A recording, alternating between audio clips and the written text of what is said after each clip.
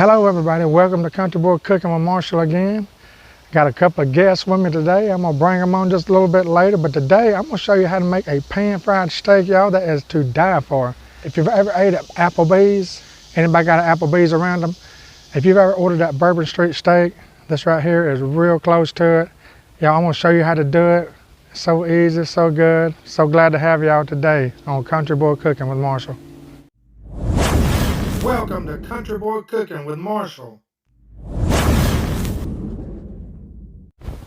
Okay, let's start this thing out right here. Right here I've got about a 16-ounce T-bone steak. It's about 3/4 inch thick. Right here I've got some fresh thyme. That is so good on a steak, everybody. Right here I've got rosemary. See that? That right there is what's really gonna make it taste like the Bourbon Street steak from Applebee's. And I've got 3 garlic cloves crushed. We just crushed them to get all the flavor out. And I've got a stick of butter here. It's not going to take a whole stick, but I just want to show y'all the overall ingredients of this steak. And don't forget the salt and pepper. I'll be using the little Thyme meal right here. This thing here is so good for fresh cracked pepper and fresh salt. Can't beat it. Let's get this thing started. To start with, I'm going to salt each side of this with some good coarse salt. Y'all, this is the Thyme meal I showed y'all. This thing's a real handy. Turn that boy over.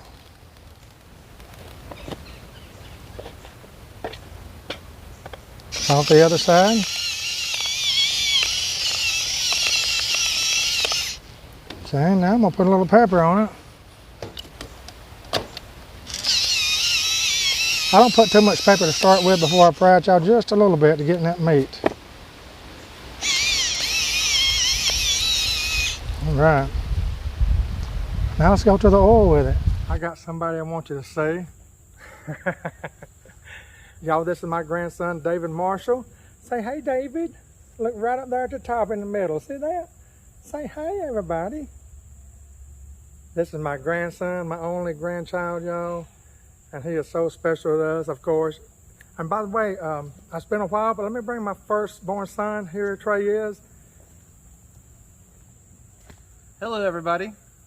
Nice to see you guys again. Make sure to like, subscribe, and comment on this video. We appreciate everything you guys do for us, and God bless.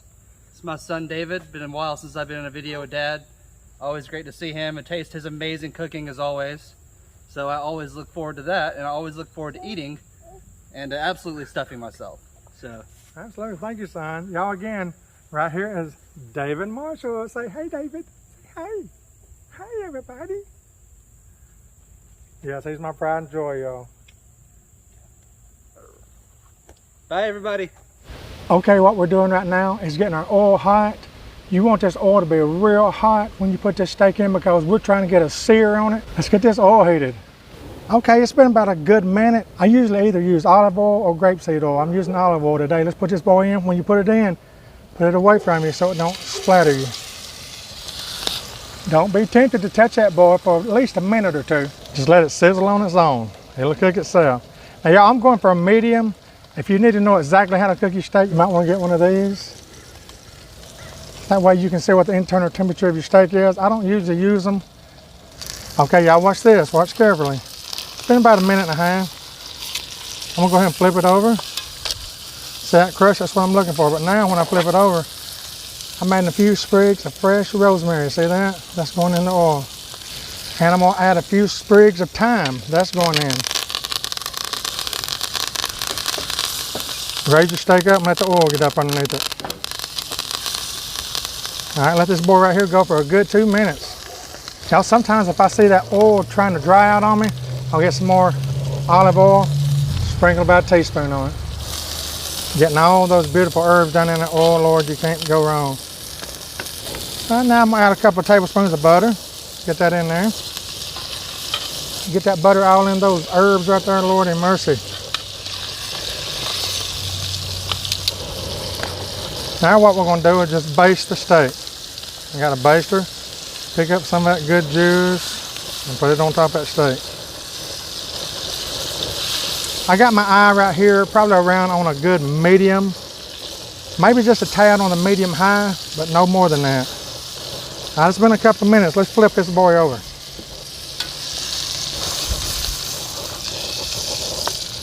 Yes, sir. You see that crust? That's what I'm looking for. All right, let's continue basting. Get that goodness all on that steak.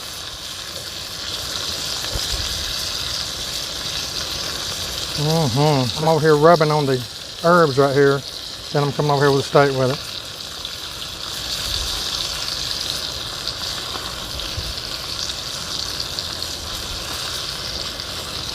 My steak's almost done to be a medium. Like I say, you can use one of these internal things. Let's see what it says my steak is in the middle. Yep, my steak's just right. Let's get this boy off. Now that I've got it on the plate, I'm just going to separate the meat from the bone real fast. Oh, dog's going to be happy. Look at that. Y'all, I know the lighting ain't the best right here, but you just got to understand that right there is perfect, perfect, perfect medium. This thing's just falling apart. Cut this one. Cut it like slightly on an angle. See that?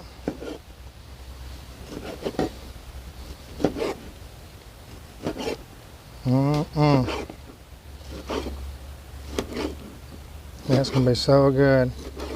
So you can see that. That is perfect medium for me right there. I don't like my medium to be medium rare. I don't like it to be medium well. I like it to be medium. See that?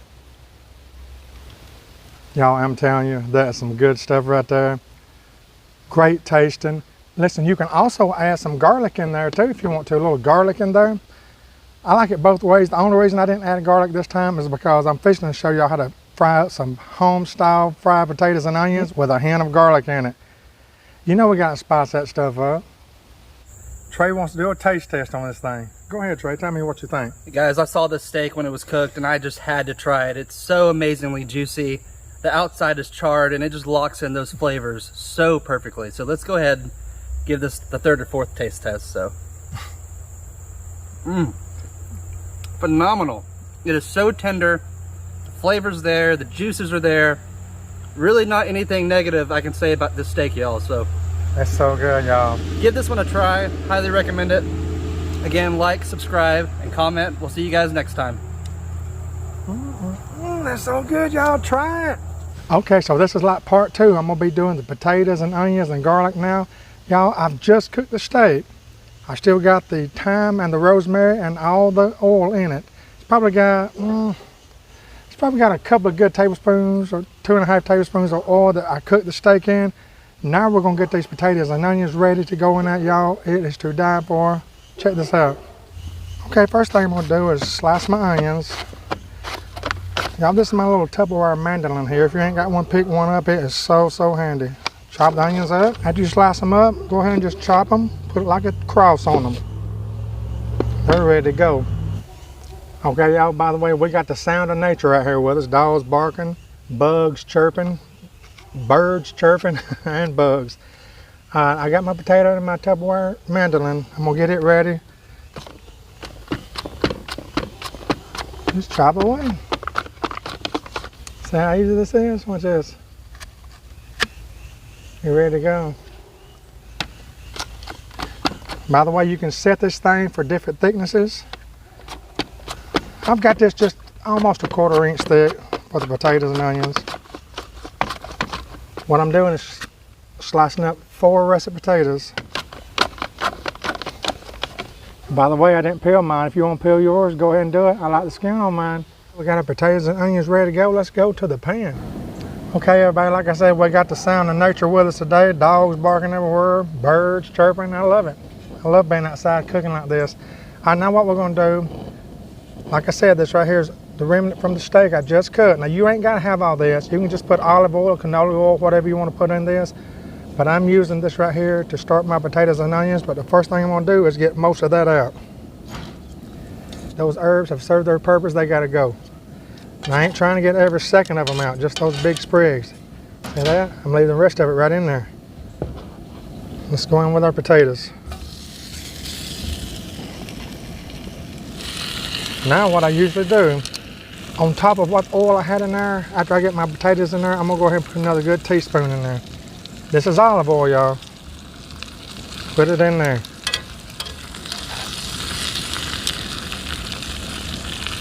Just move them around a little bit, get that goodness everywhere. Right now would be a good time for some salt. Throw some salt on there. Good, nice pink crushed salt. Love it. Listen to that sizzle. Try to keep your potatoes flat as possible. That way, even if they're not in the oil, the heat of the oil is coming up and hitting them. Everybody, I'm going to let these things right here go for a good minute or two before I even introduce the onions and the garlic.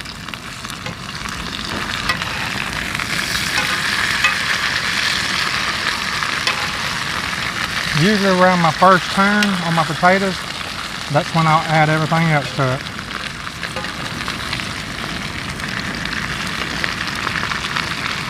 All right, let's add some onions to that. Can't go wrong. Give that a handy dandy stir in.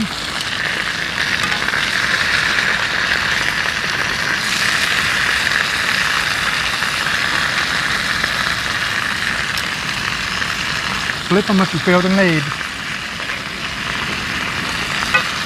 You get to where you can feel your cooking, everybody. You can feel it. When to turn, when it's about done, when to add this, when to add that. All it takes is a lot of practice. All right, we've been on here for about 3.5, 4 minutes total since I started the potatoes. Now I'm gonna add a couple of tablespoons of butter.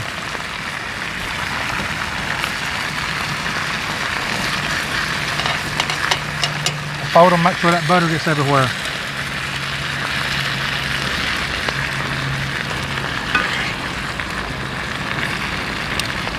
Okay, let's put a top on it for 5 minutes. Don't be afraid to take that lid off and check this stuff every once in a while. I've got my heat on about a good medium. Let's see what it looks like. It's fantastic.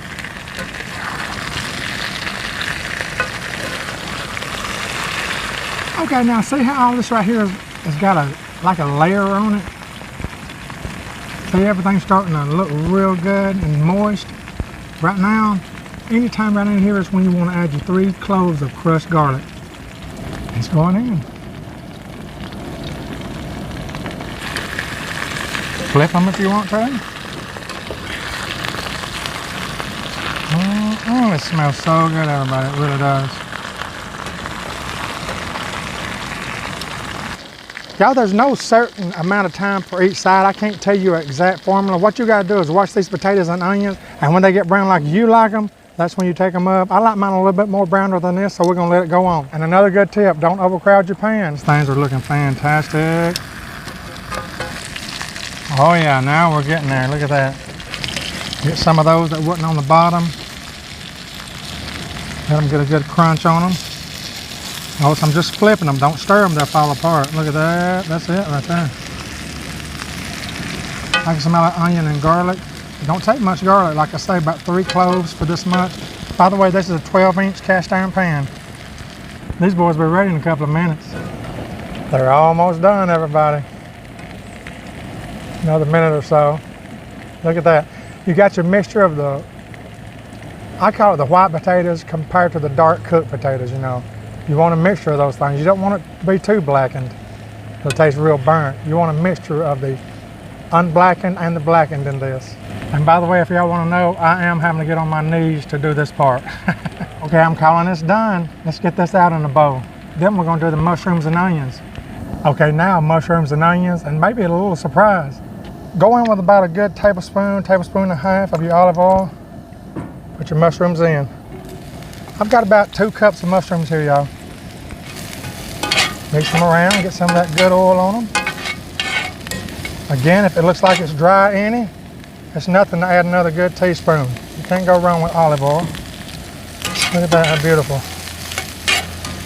Get those mushrooms going a little bit. Right now we're going to add an onion. Same way we did a while ago. Put that in there.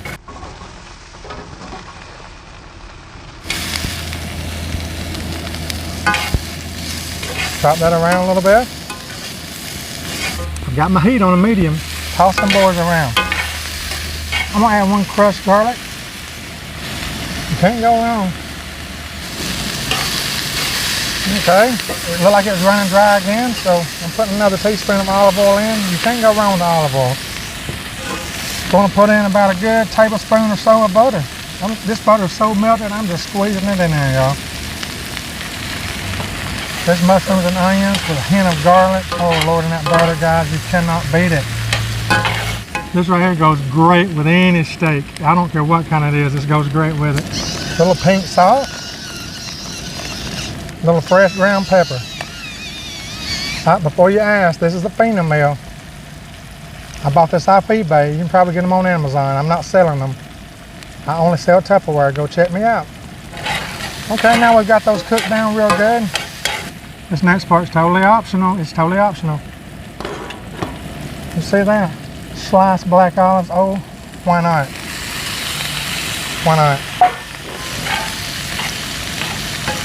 Now, if you don't like black olives, you ain't got to put them in.